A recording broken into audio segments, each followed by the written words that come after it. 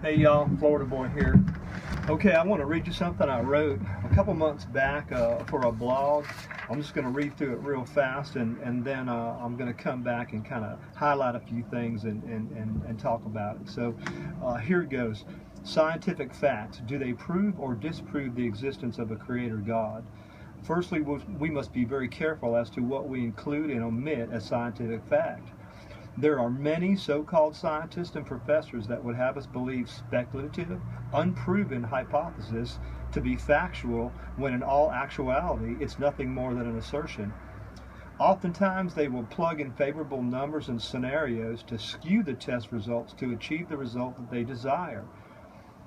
Most of the time we see this from atheists desperately trying to disprove the existence of a creator God. I would imagine they do this so as to alleviate the heavy burden of a sinful lifestyle.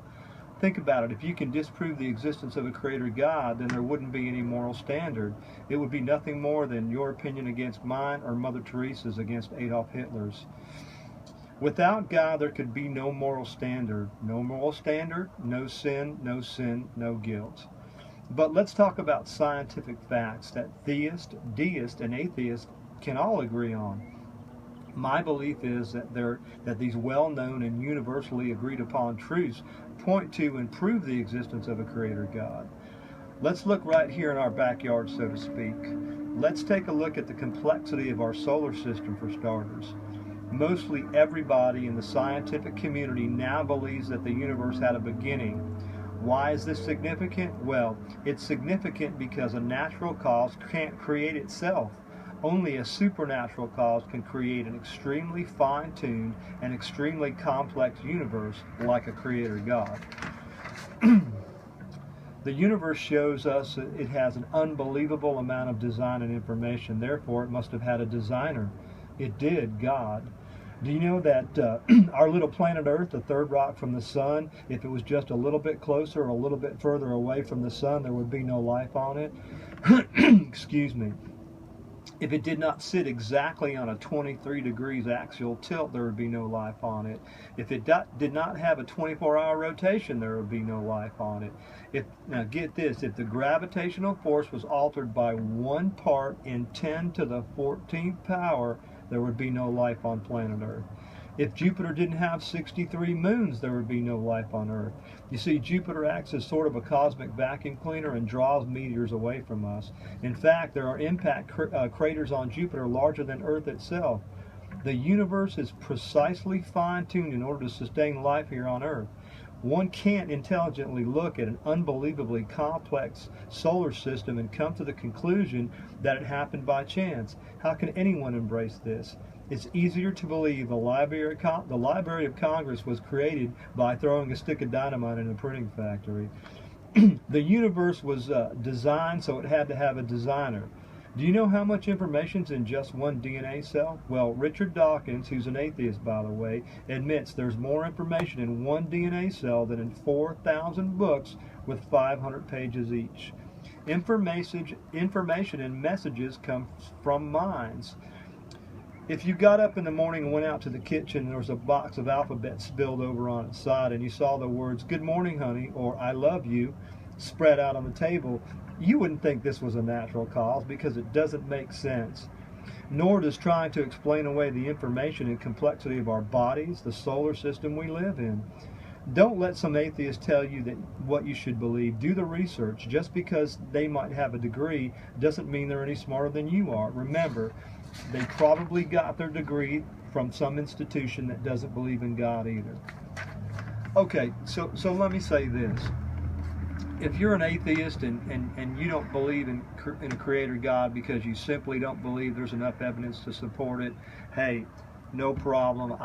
Everyone's entitled to their own opinion, and you're certainly entitled to that opinion, and I'm not even going to try to change your mind. But I will say this. If you're one of those aggressive atheists that champion the cause for atheism, don't try to change my mind, because I try to take an intelligent approach to making decisions, especially a decision as important as this one.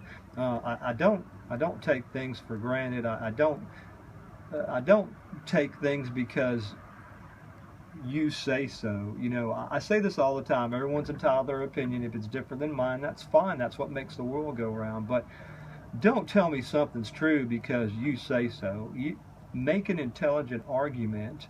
Tell me why you've come to conclusions that you've come to, and perhaps I'd give it some consideration. But you know, again, I think we see this mostly from those atheists that really champion the cause of atheism. Because look at it this way, I touched on it a little bit, but if you can argue away the existence of a creator God, what have you done? Well, if there's no God, there's no sin.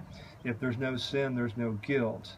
And so they're doing nothing more than try to alleviate the burden of a sinful lifestyle by trying to argue away the existence of a creator God. But I think the evidence speaks for itself, and I want to touch on a couple of those things real quick, because I know I went through it real fast, but it's very important, and I don't want someone to believe there's no evidence because science says so, or my professor said so. You know, the funny thing about science is there's not a different set of scientific facts for atheists and Christians.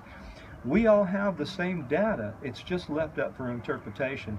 And a lot of time, scientists, and not just scientists, I don't mean to pick on scientists, I don't mean to pick on anybody, but sometimes scientists and most times atheists will take these scientific facts and they'll plug in scenarios or numbers to skew the test to make them come out favorable for them. So we have to be very careful of what, you know, we include and what we omit as scientific fact. You know, I just don't want anybody being misled because my professor said, or this science says, or this scientist said.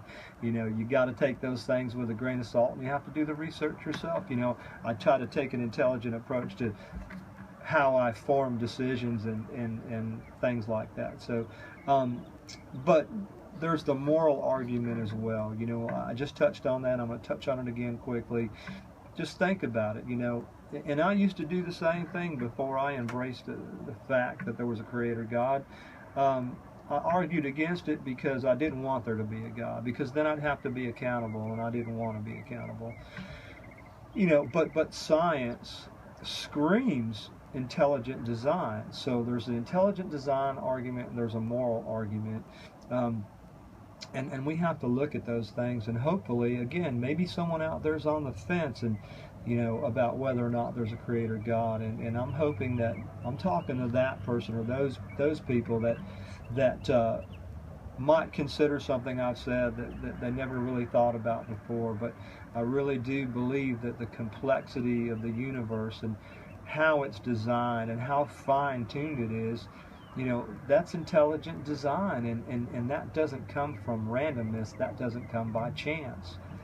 You know, like I gave the example of the box of cereal spilt on the table, spelling out, you know, good morning, honey, or whatever. You know, the odds of that are just phenomenal, but they pale in comparison to what the odds would have to be for everything in the universe to line up perfectly to sustain life on Earth. It's just impossible. It screams intelligent design.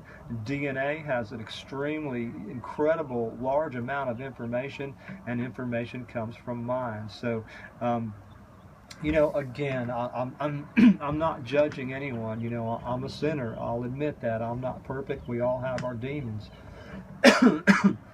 But let me talk about judgment for a second, because I think a lot of people have a misconception of what judgment is. And even in Christian circles, you'll hear, well, judge not lest you be judged, right? It's a Bible verse. Well, unless I'm sitting behind a desk and I have a robe on and I have a gavel in my hand, I'm not judging you unless I have the authority given to me by the state or whatever municipality to sentence you to something.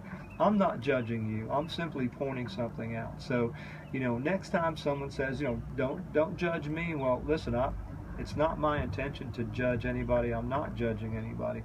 But even if I was, I'm not in the capacity to judge, because, again, you know, I'm not behind the bench. I don't have the robe. I don't have the gavel, and I don't have the authority given to me to judge you I'm simply pointing something out. And I think a lot of times people have a misconception about what judgment is. So, you know, I hope that's food for thought, and I hope you'll take that into consideration. You know, some of the other things that I find fascinating about science. I love science. It's not my major. My major was mechanical engineering, but the more we study it and see these fantastic things, there's just no denying that the universe was precisely fine-tuned in order to sustain life here on planet Earth.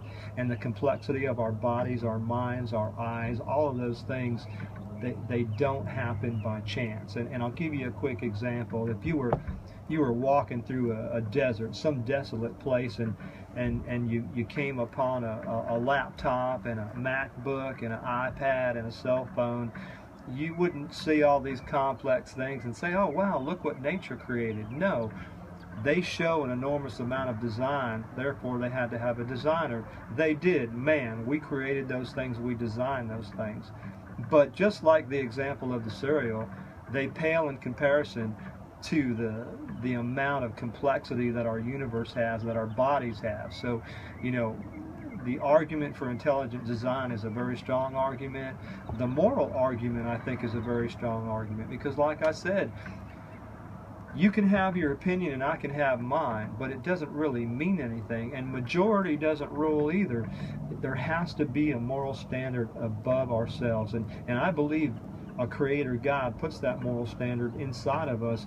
I think we know when something's right or wrong. So again, I'm not judging anybody. I'm really not, in a sense, trying to change anybody's mind. I'm simply trying to give you a tool that perhaps you've never considered before to make a decision. And like I said, I know I say this all the time, but you know, I just crack up when somebody tells me, oh, it's this way because I say so. Okay, show me your evidence. Everyone makes a decision or a conclusion based on some information. Something led us to believe things the way that we do. Tell me what they are. I'm going to tell you what mine are. But don't try to convince me of something because you say so, or you know, it just doesn't float my boat. You know, give me a compelling argument, give me an intelligent argument, and perhaps I'll consider that. But you know, again, I just have to laugh when people just want to say, well, it's this way because I say so. Well, you know, I'm not going to buy that. I try to take an intelligent approach to the decisions I make, and I'm realistic. So anyway, I hope this really didn't turn into a rant. I didn't want it to be that. I want it to be more or less a commentary, and I wanted to point out a few things. So I think those things are good, strong arguments for a creator God. I don't believe there's a creator God just because of the scientific evidence or the moral argument.